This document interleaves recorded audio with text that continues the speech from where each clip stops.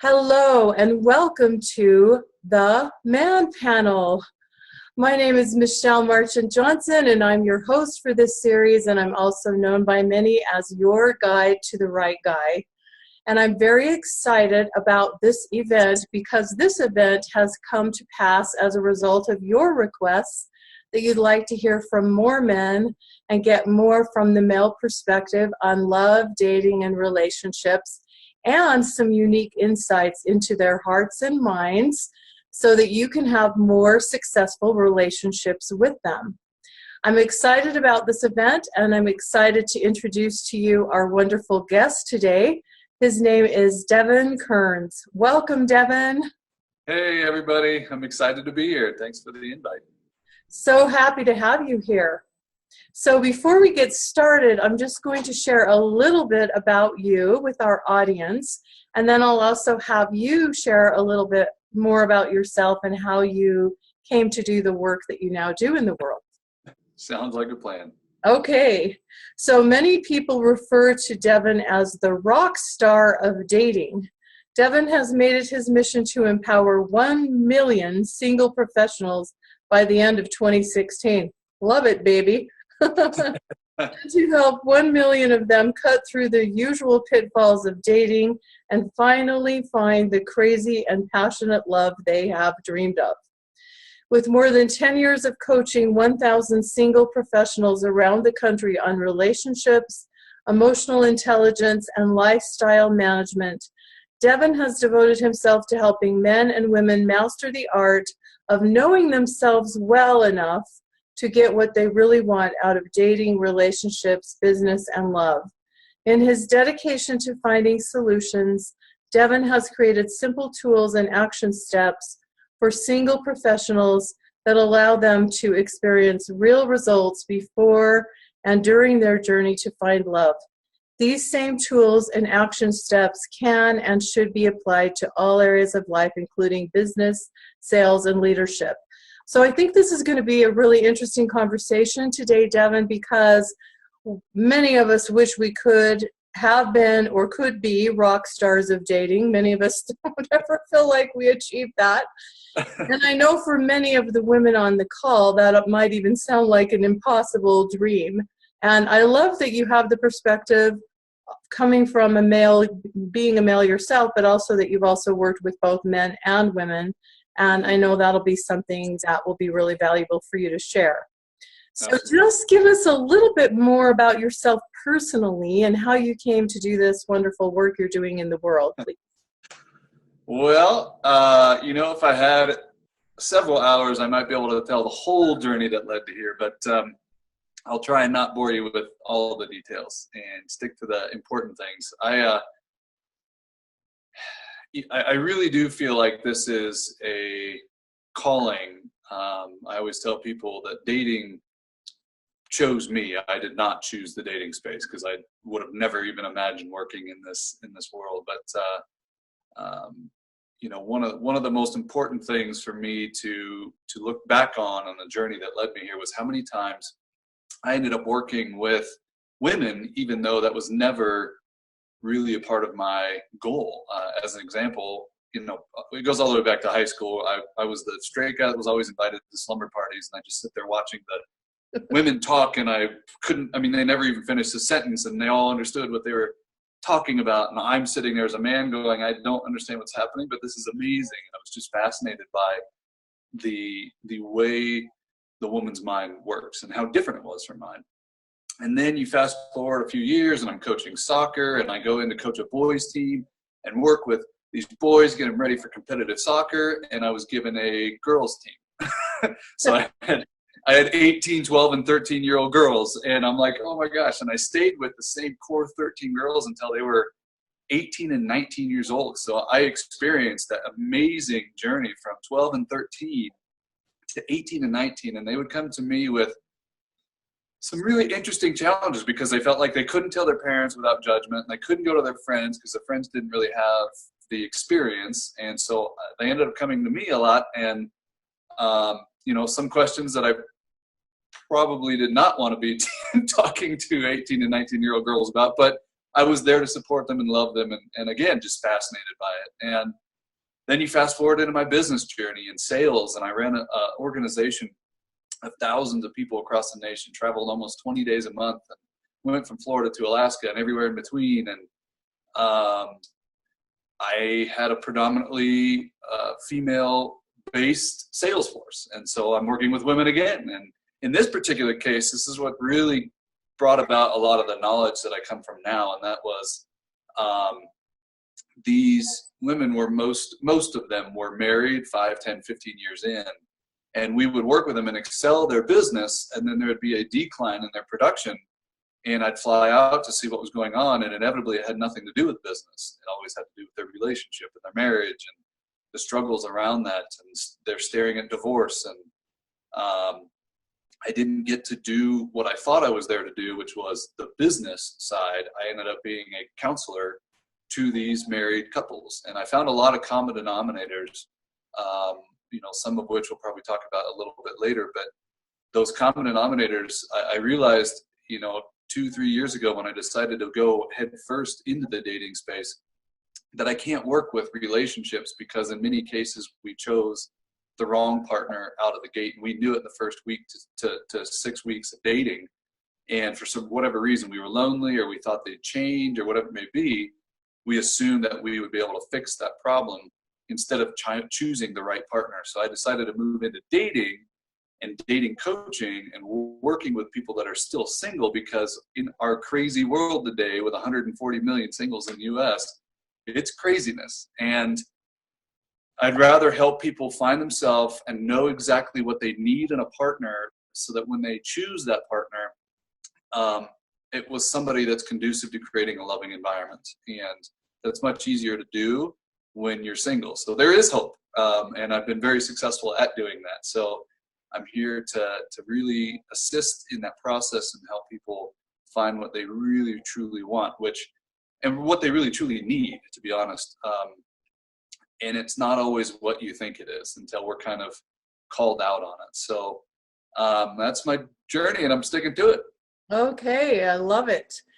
So thank you for sharing that. And one of the things that really struck me about what you said there in that introduction, Devon, which I'd like for you to speak to a little more, was you talked about, you realized you can't, for you, your work wasn't, you didn't feel called to work with people that were already in relationships, but more for people that are exploring and getting into relationships and are more in the dating scene, which is this audience. So this audience is mainly single women.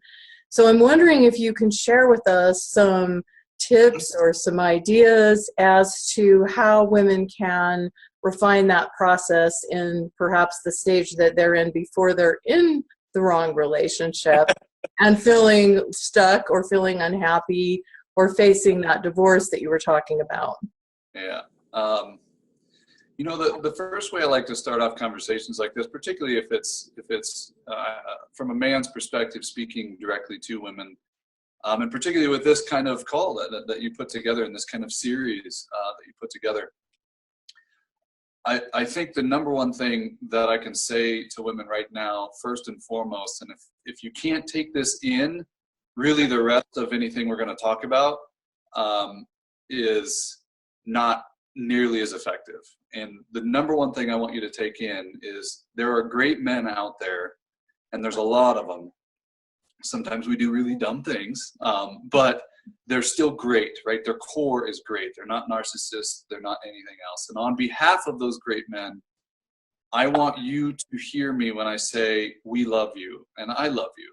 And I think it's an important thing to absorb, because we get caught up, particularly if we're single, in what that guy did in the past, or I had sex and he just left, or whatever it may be, right? Like there's some frustration around the one thing that we really, really, really want the most, and that is love. And I just want you to come from a healing place, knowing that men do love women. In fact, you are the most powerful thing to us. You are the most powerful energy on the planet, potentially in the universe. That feminine energy has been responsible for the rise and demise of some of the greatest leaders in the world, and the rise and demise of entire countries and wars. I mean, it really is the most incredible thing, because we as men are so driven by you, and we in fact need you.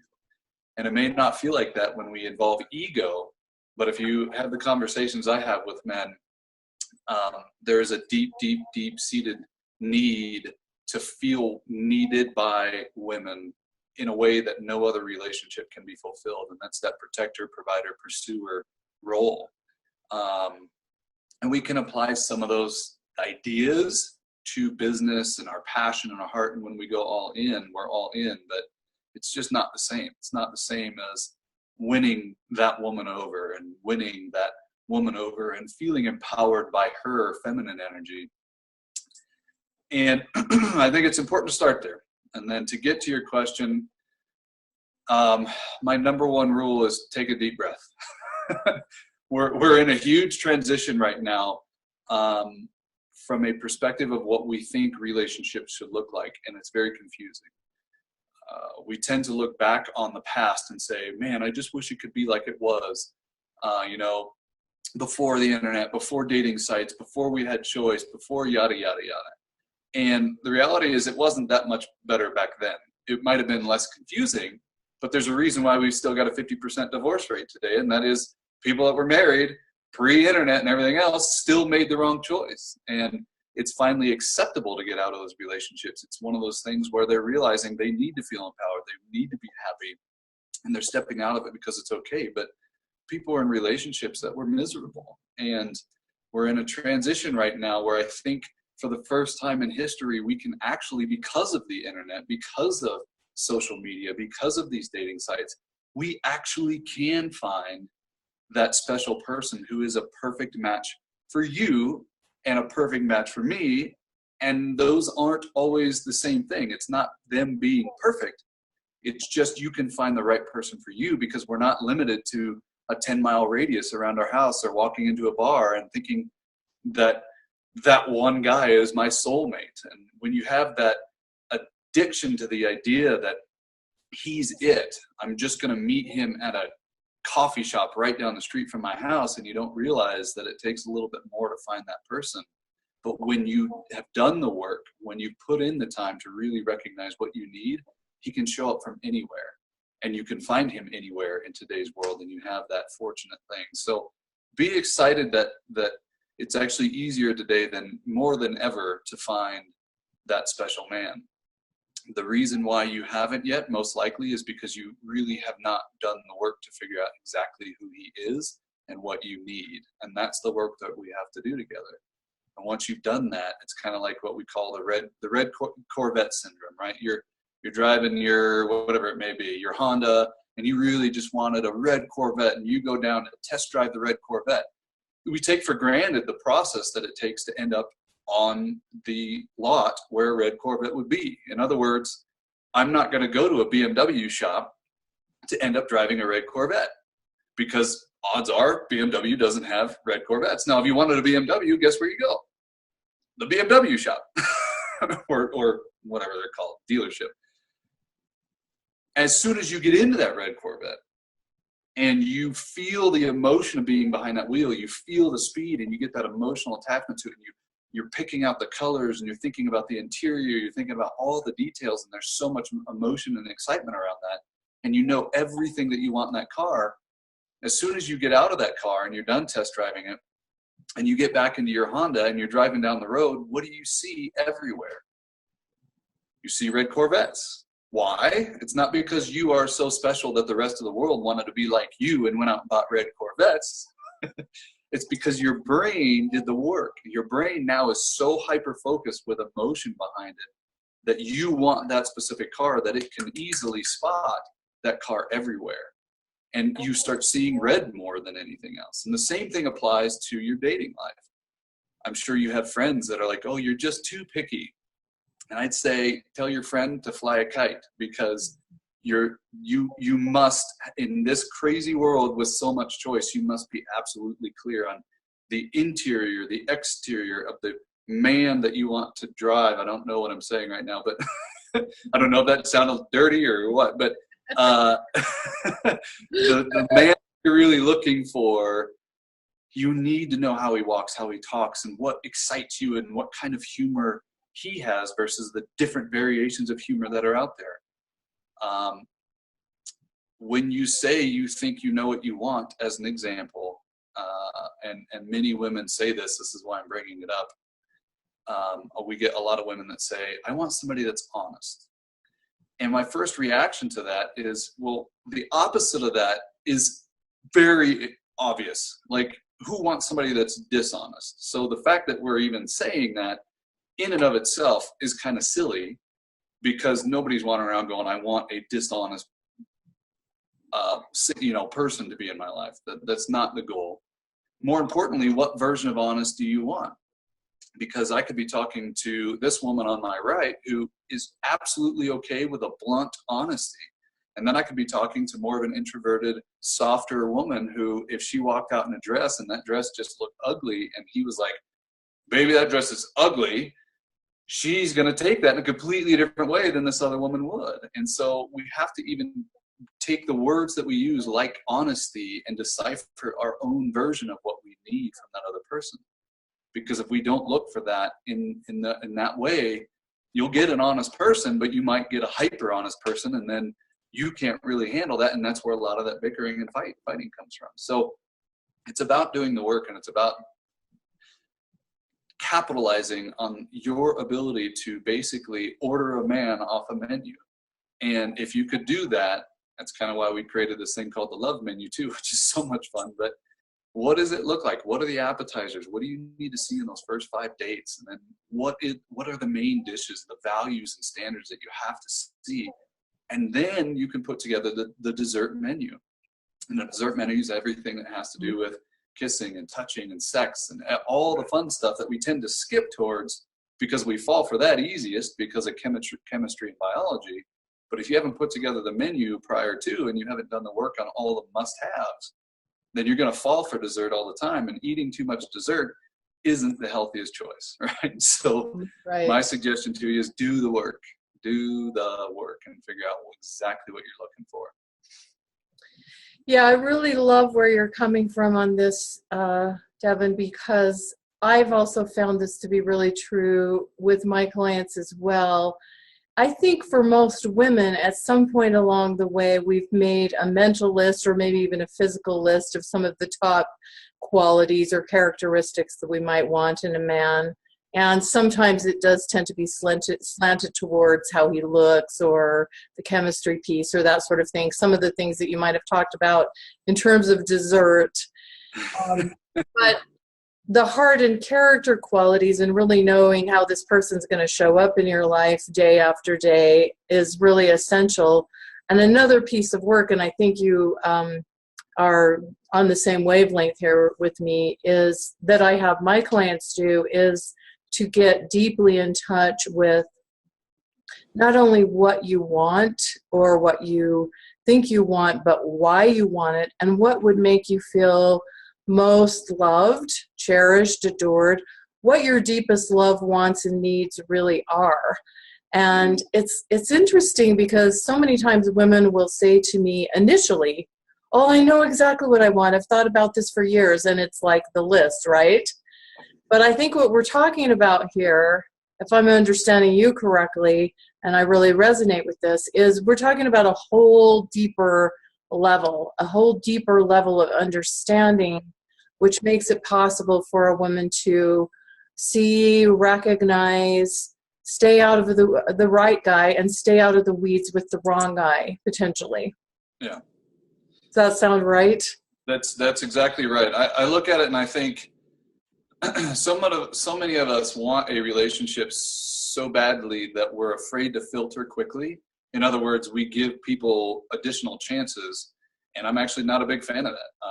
I think if you get absolutely clear on what your values and standards are and what you need to see from even before the first date, right? So many women ask me, where are the chivalrous men?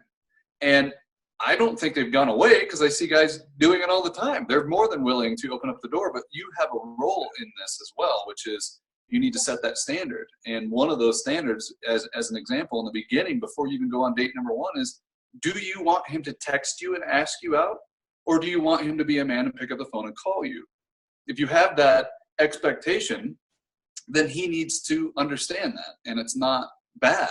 It's just, hey, let's talk. Let's figure this thing out where I have an expectation of the men I'm with, and I would love for a man to actually pick up the phone and ask me out over the phone. Some of you may not care about that, but for those that do, that is a standard for you. And the reality is, you shouldn't even have to have that conversation. If he doesn't do that in the dating process, and particularly if you're online dating, right? I mean, you're swiping left, you're swiping right, and you need to have a filter. And the best filter is having these values and standards. Something as simple as he has to pick up the phone and call me. There are plenty of men that will do that, but there's lots of men that won't do that for whatever reason. And if he doesn't pick up the phone and call you, just forget about it. Don't even go on the first date, because you know that you're going to have to train this guy. And why do that when there's a million other men over here that will be that way, right? Mm-hmm. And I think the quicker and clearer you are on what it is you're looking for and what you need that man to do for you, and it doesn't matter if you're the same as your girlfriends. It doesn't matter if you have the same set of standards. Nobody really does. I mean, I have a different version of humor as an example. I love goofy, playful humor, whereas somebody needs more dry wit. These kind of details, when you're looking for them and you're clear on them, if they aren't that, get over the idea that you need to give them a chance. Just keep moving forward until you find the guy that's right, because that guy is probably right for somebody else. The guy that you have to filter through, instead of doing the game back and forth of something that you know is out of the gate not going to work, let him go so he can find love for himself, and instead of clinging on because you're lonely or because you're needing somebody or because your biological clock is ticking. None of those things are actually conducive to a successful relationship. So don't fall for them. Make it clear to yourself what you must need from this person. And more importantly, he'll start to show up. The more work you do, that type of man is probably out there. You just weren't recognizing that they were doing it. You probably have been on a date already with somebody that was amazing for you, but because you didn't have the clarity that he was your perfect guy for you, you probably skipped right by him because he sneezed wrong or something. And it really is so important to get that work done and have that clarity. Mm-hmm.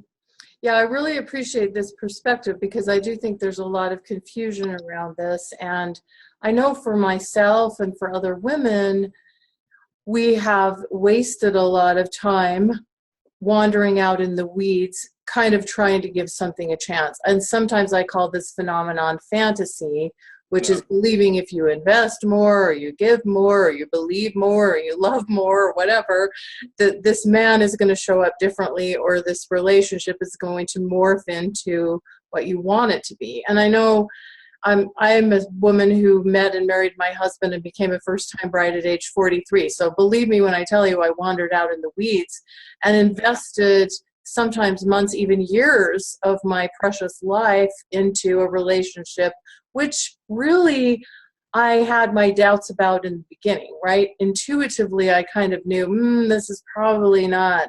But I was in that mindset that you're talking about at that time, where I thought, oh, I've got to give this a chance. And he's got this or this or this. And I found myself either kind of talking myself into it or making excuses for whatever wasn't happening. And then, I would continue to invest, and then you get emotionally involved, or you've got a lot invested. It's hard to let go. Mm-hmm. And so for me, that was a lesson I feel like I learned the hard way. And I think there is a lot of confusion out there. A lot of people do say, well, give it another chance, and, give him more of a chance and see if it can turn into something. But I'm with you. I find that I encourage my clients now to be clear and to be more discriminating about who they spend their time and how they invest their time. Our life energy, I believe, is one of our most precious resources. Yeah. And I think that kind of clarity that you're talking about is something that a lot of people think they have. I thought I had it, but it wasn't until I did my own deeper work that I really had it. So I think what we're talking about here is really, really significant. And I think also because we do live in a world of choice, sometimes it can be really confusing about the choices that we make. And so we do kind of need that North Star. Some women are probably sitting here saying, well, I don't feel like I have any choice at all. But the truth is that we can create choice, and we can create opportunity for ourselves in ways that may have never been possible in, you know, the history of the world. And women have a lot of options and a lot of choices into how they choose now. We don't have to choose based on, you know, at least not for the most part, who's going to be able to support me so that I can actually live and have, you know, what I have: food, clothing, and shelter, right? Yeah. Women are more in that place of choice, and that also can complicate things in certain ways. And I know you talk a lot about feminine energy and masculine energy, and you know, how we kind of show up in the world. And I'd love for you to speak to that a little bit more, because I think there's a lot of confusion around that as well. Well, there's a lot.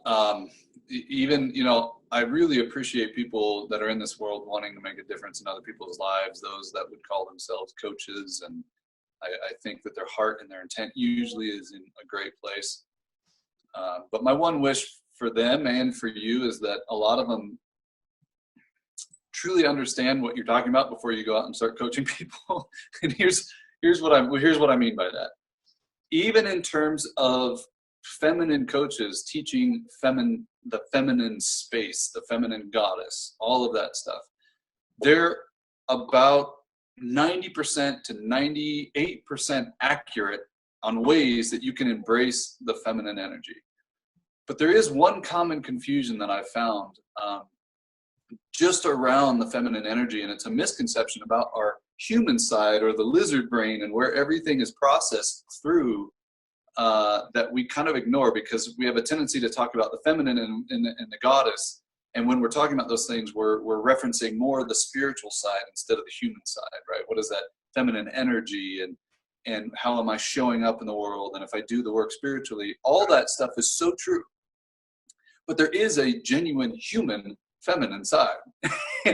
and one of the most interesting things about that is I've heard many coaches telling women that the masculine is a penetrating force, and it is an action-oriented force. And the feminine is actually a very still, stationary, open, and receiving force. To a certain extent, that is true. But there is one step deeper into that, and that goes back to, like, come on a journey with me real quick. If we go back to, like, caveman, or not caveman, but like tribal days, right? So we're living in these communities, we're living in these, you know, maybe there's 200, 300, 400 people in this community, and they don't know there's an outside world. They don't know anybody else exists. It's just their little world. The vast majority of the time, men we still to this day get deemed the action takers and the, wow, look at the action that man takes. But the reality is, back then, over thousands and thousands of years, they didn't do a whole lot. The men did not do a whole lot. They were, because of the action they took, it was huge action, because it was feeding the entire tribe, as an example. When they had to go hunt these giant beasts, they were taking care of their entire tribe. That's an important role. When it was time to protect from some outsiders that were coming to fight them or kill them, that's an important role. But we don't realize that didn't happen very often. Like that, nobody even knew we existed, and they could have been 300 miles away, because in order to go that far, you're crossing 300 miles on horse or walking. And so to actually encounter another tribe in this big world, I wasn't fighting very much as a man. I wasn't off protecting as a man all the time. When I did, it was so important, but I wasn't doing that a lot. And even when it comes to hunting, maybe every 30 days, maybe every 60 days, they'd go on one big hunt and bring a bunch of food back. And then that's what they'd survive off of for another 30 to 60 days. So what were men doing on the vast majority of the time, from my understanding and studying history, is we were in council. men were sitting around in tribe and in council, and they were strategizing, or they were planning, or they were whatever. And over thousands of years, if you've ever seen the YouTube video that talks about the spaghetti brain versus the box brain, and men are box thinkers, we move into one box and we're in that box. You come ask us a question, we got to get out of that box before we can move into a different space and be in that space, right? And so we're very much focused and hyper-focused on one thing at a time, whereas the woman's brain is more like a bowl of spaghetti. You stick a fork in to grab one noodle, you're pulling out a whole bunch of noodles, right? So, Yeah. And it's a beautiful thing. We're just very different in that way. And part of where this evolved from is this idea that men sat around and we focused in tribe together as men, and the women were the ones taking action the vast majority of the time. So from a feminine perspective, for a woman to step into that, it actually isn't a still receiving, open, stationary force. It's actually a very fluid force. If you've ever been stuck as a woman and then you go take one of these dance classes, or you go and do the big thing for a little while now has been the pole dancing, right? One of my closest friends teaches this pole dancing and this dance in general, and it's to embrace the goddess. But she said it's one of the most powerful things because women are still most of the time, meaning they're trying to be still, whereas their best self is in fluidity. It's in movement. It's in constantly doing something. And it's why women also seem to be better at multitasking than most men, because you are better and you're actually trusting your gut instinct, your feminine intuition. You're trusting it more when you're super busy, when you're moving, and when you're doing something. You have to make more quicker decisions throughout the day, and those decisions seem to have been right. And or another way of looking at it is this: if on Monday your day was just so incredibly busy and you had to get 100% of that work done on Monday, you probably got 150% done because it was such a busy day, and you made such quick, fast, decisive decisions using your beautiful feminine intuition that you weren't paralyzed by anything. You weren't paralyzed by should I not, and you just did it, and you got twice as much done as you normally would. On a day that's a lot slower and you only have to get 20% work done, you probably get 10% of that 20% done because you weren't in that space and you were overthinking all of these decisions. And a large part of that comes from the fact that in tribe, you were taking care of the kids, you were taking care of the elders, you were taking care of the men, you were cooking, you were cleaning, you were making the clothes, you were sewing, you're picking the berries, you're going around, you're doing all these things. It was just constant movement, and the men were stationary. And we're supposed to be that way. If you've ever encountered a man that is totally in touch with his masculine when you're having a chaotic day, particularly in your brain, he doesn't have to say a word. He can ground you in a second just by his presence, because we are still, and we're supposed to be still. When you're talking to these ladies who are in relationships, right, and they're talking about their guy who's over here on the couch, and he just sits in front of the couch with his clicker while I'm up cleaning and doing all this stuff, I ask them, well, why can't you sit? Why can't you stay still? And I know he looks like an idiot sitting over there with the remote control because he's not helping you. But one, you probably didn't ask him. Two, right, and you just assumed he would. But two, he's actually in his space. Maybe he could be doing something a little more productive than watching TV and zoning out, but he needed that. He needs that break. That's why man caves are created, so we can take our breaks. And we all are in different spaces right now, from a feminine and masculine space. Women are going out and kicking butt today in business and in life, and you're really starting to take over. I mean, we might even be staring at the first female president in the United States because your power is taking over, and you are getting busy. And the busier you get, the more you're doing, and the bigger things you're doing, the greater change you're bringing. But don't count out the masculine and what it can do for you to bring balance while you're out there kicking butt. And what it can do for you is to attracting that right man as well, and being in that feminine space and allowing the man to be a man instead of being like you, allowing him just to be your center, your rock, your gravity, and being there for you in ways that no other woman can do for you because of that masculinity, because that yin and yang balance that comes together when you encounter a man. And unfortunately, a lot of men are out of whack too, because we've been taught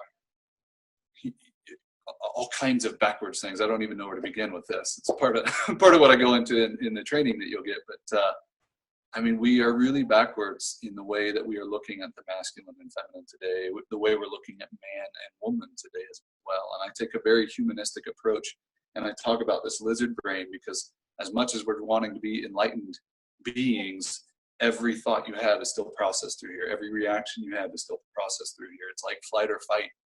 And until you recognize that, until you understand that, until you face that and love it and embrace that natural state that you're supposed to be in, instead of resisting it or not even recognizing it, you're going to have a complicated dating life, but you're going to have a complication with interaction of the opposite sex in all ways, because we're just not coming from that organic place that we are developed, and that was developed in our bodies and minds over thousands of years. So I go off on all kinds of tangents. I don't know if I answered your question or not. Yeah, so one of the things that I'd like to ask you a little bit more about, switching gears just a little bit, and I appreciate what you said, because I think that was a really important piece that's not always talked about or emphasized in the whole masculine feminine thing. And there's so much about that out there, and we could talk about that all day for sure. But one of the things I'd like to ask you is, from your perspective, Devon, and from the work that you've done with men and women, since we're talking to women today, what do you think are some of the key things that would be advantageous for women to understand more deeply about men? And I know we're speaking in general terms here, but about men in general. You've touched on some of this already when you talked about, the man and how he operates and functions. But what else do you think would be really important for the women here to understand more deeply?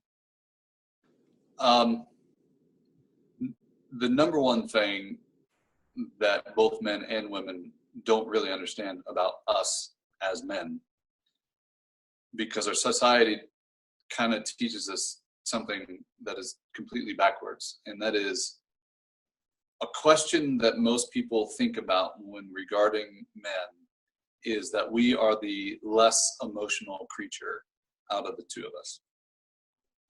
And I don't just think that that is wrong. I think it's dead wrong. And in fact, I think that men potentially are, even when it comes to depth of emotion, when it comes to passion and desire and moving mountains type of involvement emotionally, we go to places that I'm convinced most women will never understand because of our depth that we can reach. When a man is all in, he is all in. If he is not all in, he might as well be out in general. We have 3 gears, and it's all in, neutral, or I really feel like I want to die, which would be the consequence of going to that all-in state. As an example, if I'm, not just speaking about business or her, we'll talk about that in a second, but if you've ever been around a man who comes up with a business idea and it's just the thing that he knows he's supposed to do, he goes all in 150% all week, 24 hours a day. He is just living and breathing and pursuing this vision he has. And if that business fails, or if it's ever taken away from him, or he built this big giant baby of his and it's taken away, we go to deep dark places. In fact, we want to die. It is not a state of rational thinking.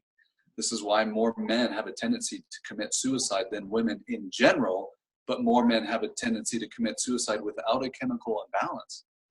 And when we felt so deeply about something, we go to some dark places. And it's the consequence, right? For every action, there's an equal and opposite reaction. For every emotional high, there is an emotional low that comes with it. And if we go to what I call 10, and we reach that heightened state of emotion, which is the highest you could possibly go, which, by the way, going back to tribal thinking, if I had to protect tribe, my emotional awareness and my emotions in general had to be at such a heightened state, because the consequence of not being completely emotionally aware, not being so involved in the idea that I have to go to battle right now, the consequence is death. And it's not just death for me as one of the warriors, it's death for potentially my entire tribe.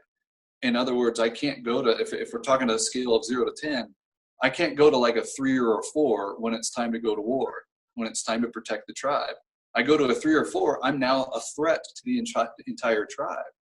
And it's kind of one of those filtered out the weak things, meaning probably before just imagine in today's world, if we had to go to war and a guy's like, oh, you know, my feet hurt. It's just, I kind of have a neck ache. I don't think I want to go protect the tribe, right? He's going to be eliminated. In fact, the tribal leaders will probably kill him because he is the weakest link. And if there's a weak link in the warrior code, in the warrior space, it's a threat to all, not just one. And so this is kind of where we've developed this heightened state of emotion. We have to go all in. And in today's world, I think most men are neutral because we're so afraid of going to that heightened space because of the consequence.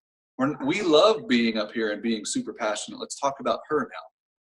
When you see the love stories and love poems and love movies and, you know, the ones that just bring tears to your eye and that rock your heart, statistically, most of those stories, and ironically, are written by men. Mm-hmm. We tell the greatest love stories because we've lived it. We share the deepest passionate stories.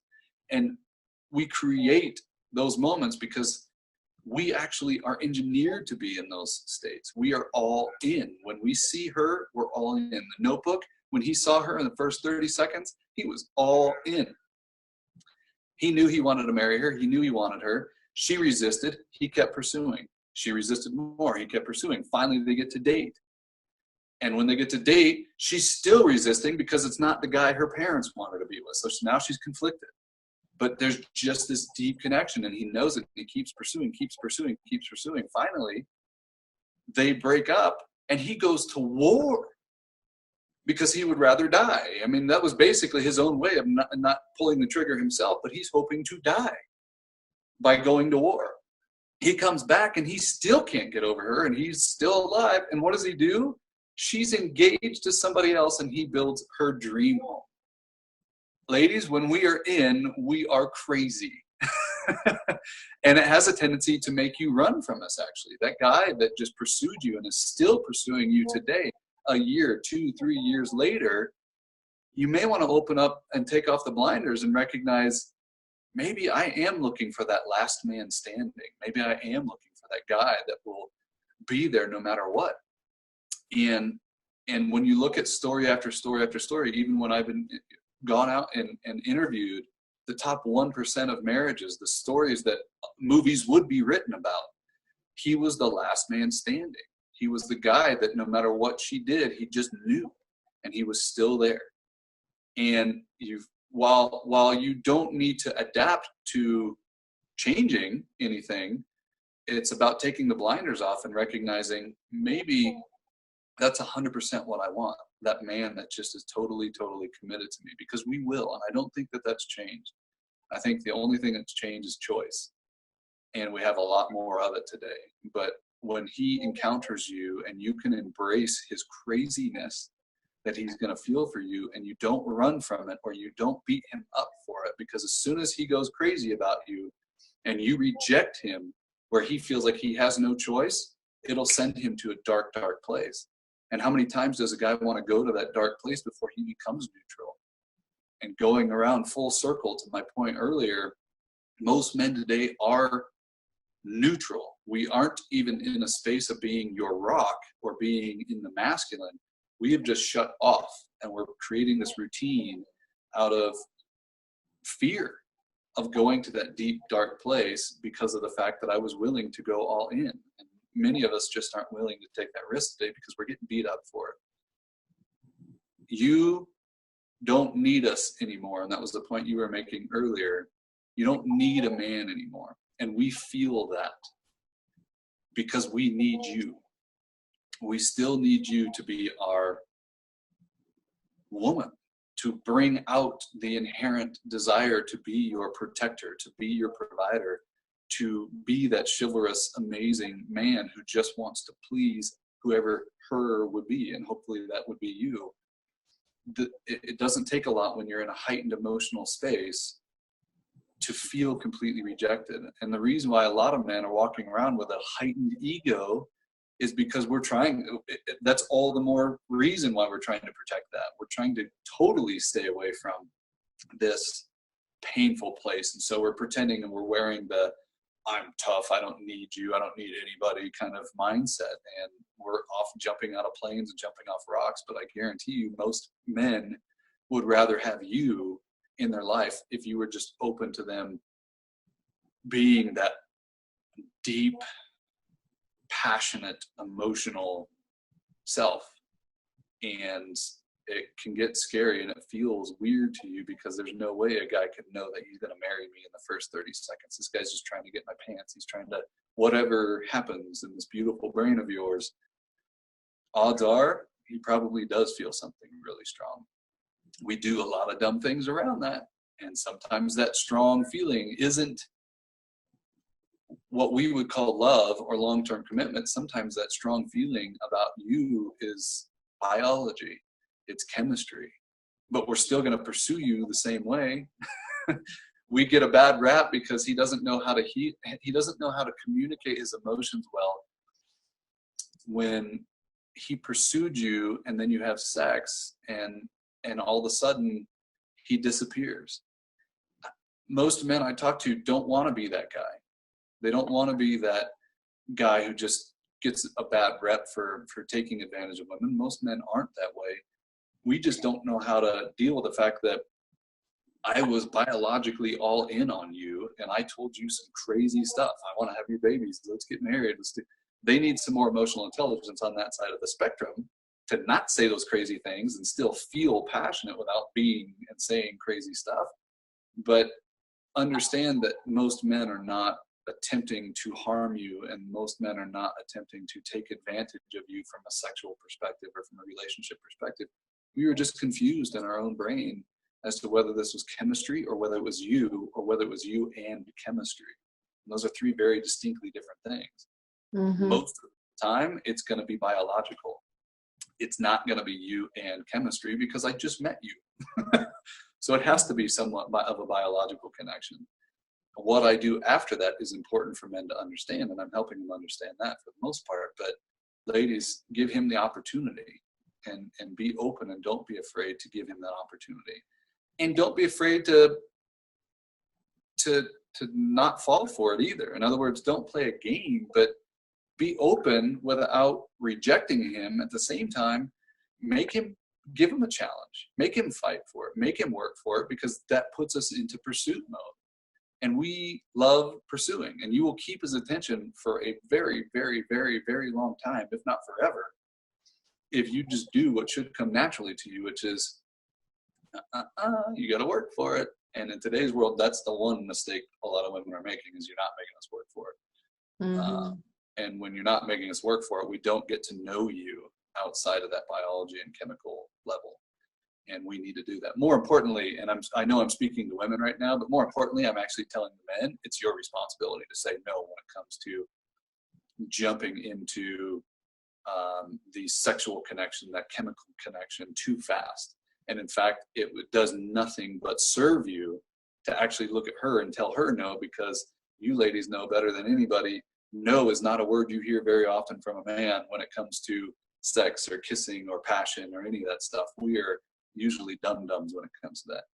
And if the men can learn the word no, and at the same time you're open to his energy and open to playing that banter and that fun, just masculine, feminine pursue, and be open and loving and busy, and just I don't know how to put this, let us be us without judgment. And I bet you'd be really, really, really surprised as to what you get out of a man. Mm-hmm. Yeah, I really appreciate what you said there. There's so much richness and so much depth to what you said, and so much we could talk about. One of the things that really struck my heart as I was listening to you speak, and I'm so glad you talked about this, was the depth of emotion that men are capable of feeling. I mean, I know for myself, some of my very favorite love songs of all times are written by men. And I mean, they're like the kind of love songs that just, like make me cry, Yeah. move me in ways that I can't even describe, like you were talking about. And I guess a big part of this is for a woman to make it safe for a man to emotionally go to some of those places. And I think when we think of safety as women, a lot of times we think of our physical safety. Of course, there's the emotional safety as well. But I think we don't always think about how important that emotional safety is for a man, to allow that space. And I think that's part of what you're talking about with openness. Allow that space for him to show who he is, maybe even some of those most vulnerable areas of him, without making him feel like he's less than, or that he's going to be laughed at or rejected or that sort of thing. And I think that a lot of times it's fascinating to me, there is a perception among some women where they feel like, or they think that men don't have the emotional capacity that you're describing. I think that's a very common misconception, because on the outside, a lot of men are kind of the rough and tough, like you described. I don't need anybody kind of demeanor. That's how they're coming across. But inside, I know for a fact from my relationships with men, they can be very, very deeply hurt. Yep. Their egos can be wounded very deeply. And I had a couple of experiences during my dating life where I hurt a couple of men, not intentionally, but it was like a one strike and I was out. He was not giving me that chance to do that to him again. Yeah. And because I created an atmosphere by mistake, by how I showed up, that didn't make it safe for him to go to that place. And so then he was gone. Yeah. He was gone. You picture, so there's two things that happen. That happens. Women, particularly in today's world, right? You're becoming really independent, really super powerful, strong, everything else. And at the same time, you're looking at men going, dude, seriously, like, one more thing I need to add to my table is now thinking about what he's going to be thinking about because he's super hypersensitive. And my encouragement for you, it's kind of a catch-22. My encouragement for you from a dating perspective is don't find the guy and try and fix him. Find the guy that understands his emotional intelligence. Find the guy that can communicate around his emotions instead of you having to change your behavior because he's a wounded puppy dog. That's not what you want to date.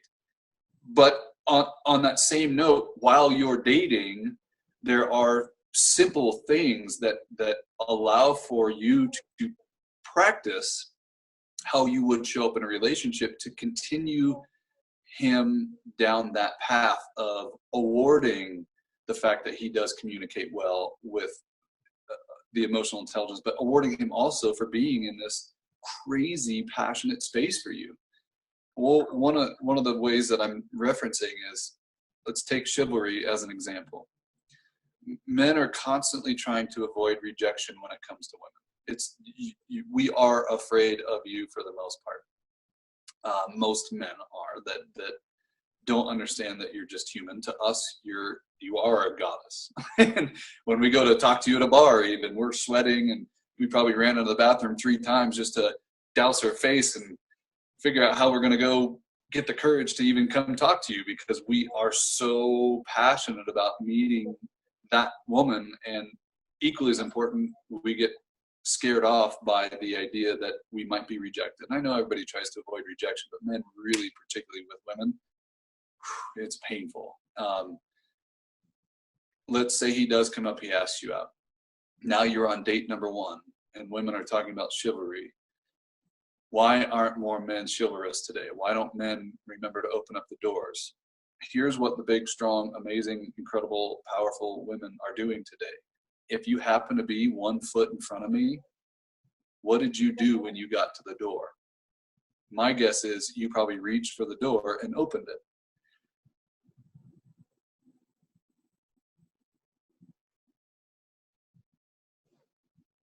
Did I lose you there? We're back. It's okay. It's really hard for us to be chivalrous when that opportunity has been taken away from us. In other words, if you just stop and wait at the door, Dum-Dum's going to open up the door. He might have been in a different box. He might have been in staring at your butt box, and all of a sudden you get to the door, and if you are standing and waiting, he's going to move out of, wow, her butt looks great, to, oh, I should get the door. It may take a couple seconds. As long as you can take a deep breath right there and not expect it, not demand it, just stop and receive. Stop and allow. He's going to get the door. I mean, women are baffled by this when I work with them and I tell them something this simple. All of a sudden, they're like, men around me at every coffee shop are opening the door. It doesn't matter where I go. Men are actually chivalrous. And I'm like, yeah. It's kind of the red Corvette syndrome again, right? Like, you can't see something when you've never allowed that opportunity. I didn't even know I wanted a red Corvette. So I'm just wandering around on all kinds of different lots, right? So for you, it's the same idea. You can't have a chivalrous man, and in fact, you can't have chivalry in general if every opportunity for chivalry is taken away. One of the bigger discussions that a guy who wrote a book, I won't mention his name right now, but he said something that was very frustrating to me, and the question was around, should men pay? And the answer is, if I asked you out on a date and we are at a restaurant and I am wanting to be a man, it isn't about old traditional anything. It's about, I need to be in that space of providing. And if I'm allowed to be in that space without a weird experience unfolding, like what a lot of women tend to do today is, oh, do you want me to get that? Or you pretend to reach into your purse and you're kind of wanting to pull out the wallet, but it's like, I'm testing you. You put us in that space and you know that all we're trying to do is avoid rejection. We don't know whether you're the big, strong, amazing woman that insists on paying or whether you're testing me. And if I don't know one of those two things, I'm avoiding rejection, so I don't know what to say, and now you just created an awkward moment. Instead, sit there and be grateful that this man asked you out. Sit there and laugh and enjoy it instead of stressing about whether you should or shouldn't pay. Even if, I mean, I can guarantee you the vast majority of women are better right now at finances, you're better at savings, and you're making great money. And the reality is, it isn't about whether you can or can't pay. It's about what he needs you to be for him, because now that you can pay, now that you don't need us from a provider role, we still need those opportunities. So this is one of those opportunities where you just kick back and let him be. Let him do what he needs to do for you, because if you allow it, amazingly, it just starts showing up. And it's not that amazing. It's because both parties have to play that role, right? It's actually very logical. It's not this mystical fate thing where the world has changed and now all these amazing men just popped into your life. It's the fact that you opened up to it, you allowed for it to happen, and you played your part in chivalry. Mm-hmm. You played your part in allowing him to step up and be that man, and not putting him in a position where he's going to feel like, I don't know what the right choice is, right? I don't know whether I'm going to make her mad by insisting I pay, or I don't know if I should take charge and she's testing me of whether or not I take charge. Don't put us in that kind of situation. Just be. If we asked you out, let me pay. It's simple. I couldn't agree more, and I love this concept. I sometimes call this sacred space, this space that a woman has to allow for that space for a man to step up. And another way of thinking about it is, for example, like with the London Tube, there's the signs everywhere that say mind the gap. And you have to allow for that gap and not immediately step into it if you want to invite a man to like open the door for you or pay or that sort of thing. So I love that you emphasize that and really resonate with what you've shared today. Our time has gone so fast. I feel like I could talk to you so much more because I know there's so much richness here. But I want to give you a chance to tell the listeners just a little bit about your free gift. And then before we wrap up, I'll also let you leave us with kind of a parting thought or piece of wisdom. Before you do that, Devon, I want to let everyone know that the link to your free gift that you'll be telling us about is available right underneath the video or audio that you're listening to, and will also be available throughout the rest of the event. But make sure you get it now so you don't miss out. Yeah, for sure.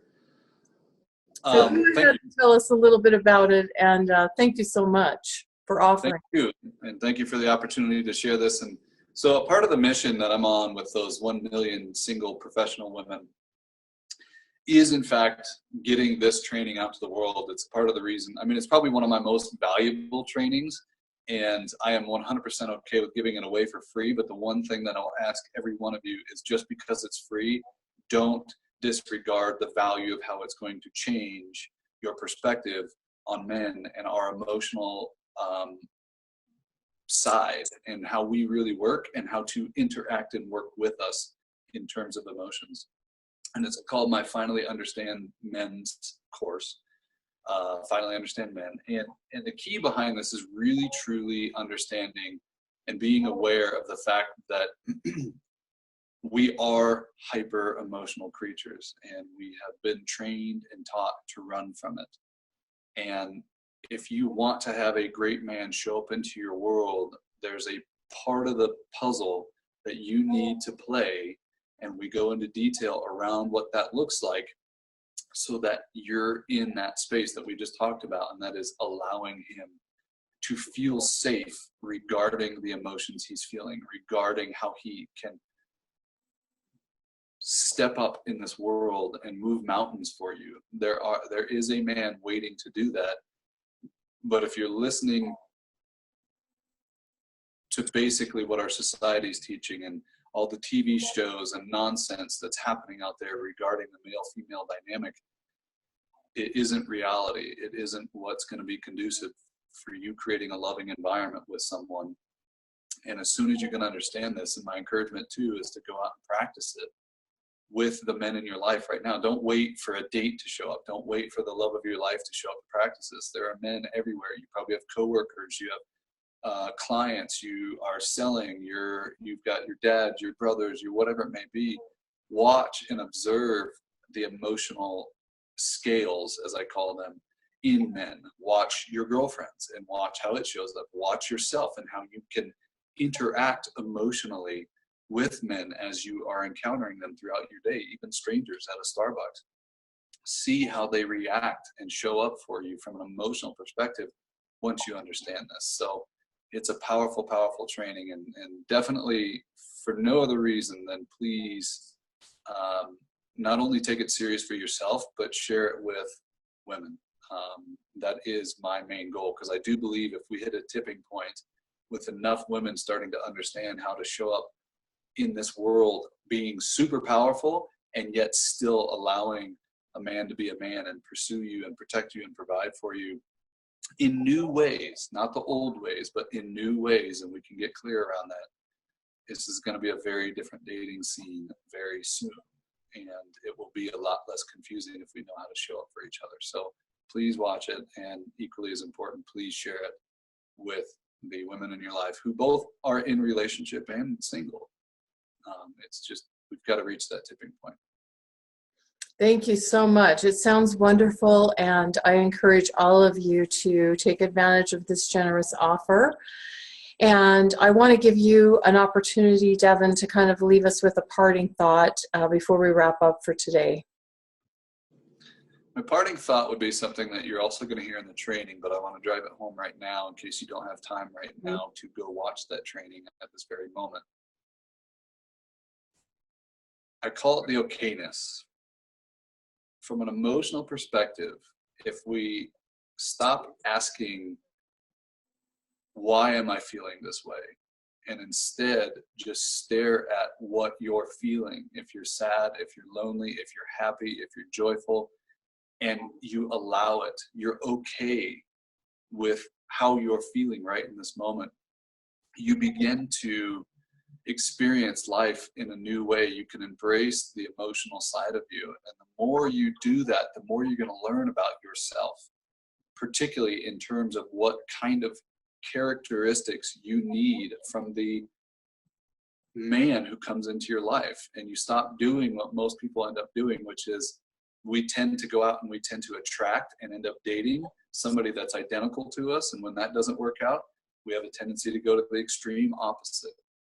And it's not until you start really embracing, instead of resisting, embracing your emotions, embracing how you're showing up in the world, embracing how interactions make you feel, and instead of blocking it out, take it in and be okay with it, you will learn so much about yourself that you begin to understand what you need in someone else and how they're going to show up and be the best partner for you. Because we've got to look for a partner, not just somebody we fall for biologically and chemically. If we're going to get into a partnership, and for many of you, your goal is marriage, for many of you, your goal is a long-term relationship, you are choosing a partner. You are not choosing someone because of fate or chance. You have to be aware of what your role in this, I call it a triangle, right? When this half of the triangle shows up and this half comes together, the environment either is conducive to love, or you chose the wrong partner and it no longer creates a conducive environment for love. And this is the number one reason why most relationships break down and end, is because we forget that it's not about looking to love the person. It's about looking for a partner that I can love, and that creates an environment of love with me. And it's in this space and how we work and interact and communicate to each other in this space of relationship when we come together. That is either what makes successful relationships or destroys them. And so you need to definitely understand how you're showing up in this world and do the work on yourself. Work with the great coaches of this world and let them be the mirror and let them challenge you. And then more importantly, do it, go out and apply it and be aware of how you're showing up in life. Because if you are, when you recognize and become comfortable with self and you are so okay with self, it is amazing how quickly you can get clear on what that partner needs to be like. And that would be my number one challenge to you today, is just be aware of the emotional self and be okay with it, the okayness of it. Thank you so much, Devon. I'm really appreciative of everything that you've shared, and I know it will be incredibly valuable to all of those who are listening. And I also want to thank each of you for joining us for the Man Panel event, and hope you'll join us for more of this series. And I also want to invite you to take a look at the VIP upgrade package, which includes the recordings of all of the conversations, as well as some really yummy bonuses to, again, support you on your journey, because I believe you could glean deeper understanding of men and enhance your relationships by having these resources available to you on an ongoing basis. So check that out at themanpanel.com/VIP. So thank you again for being here with us, and we'll see you for more of the Man Panel. Bye-bye for now.